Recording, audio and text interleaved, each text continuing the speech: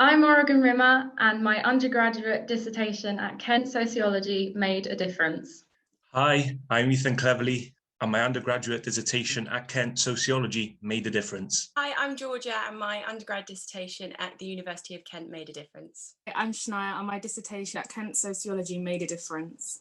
I'm Maisie, my undergraduate dissertation at Kent Sociology made a difference.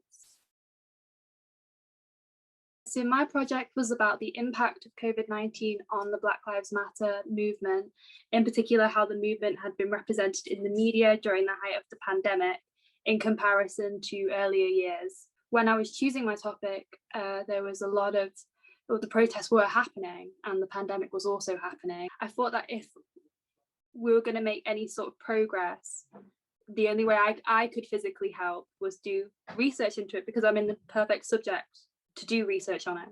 So if you present a piece of research that you've correlated a lot of data and you give that to someone, you can say, this is actually happening because of all this data that I've collected, and I can show you that.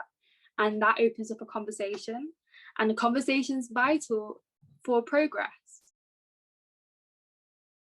So I basically analysed 96 articles. I took half from the US, half from the UK. I took them from 2016 and then 2020.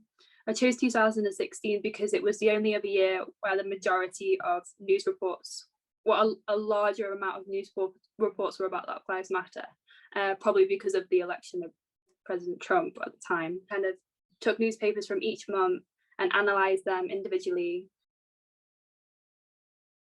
I think the best example I can think of is the quantitative data I collected, because it showed sort of the number of news reports that were being published at the different times, and the trends tended to reflect the trends in COVID. So when there was more news reports and when all the protests were at their heights, it was also when the COVID cases had gone down, but the protests carried on going.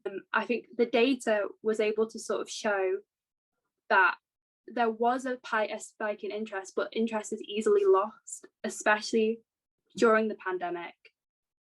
As ethnic minorities are going through the struggle continuously, people who are reading the newspapers who are unaffected by the same struggle will lose that empathy, because the newspapers are talking about some other disaster that's happening, or another, or the COVID cases, or and that again makes the conversation die. And this research is just me aiming to highlight that is a problem. And as soon as the conversation does die and the empathy dies with it, this research is hopefully me trying to highlight that problem and maybe prevent it from happening in the future. I think dealing with such a large amount of data, because 96 articles from an outside perspective maybe isn't too much, but when you're analysing things, you have to go over it and over it again, and make sure that everything is very organised, very structured, make sure that you know the points you're making and that you can provide evidence for those points.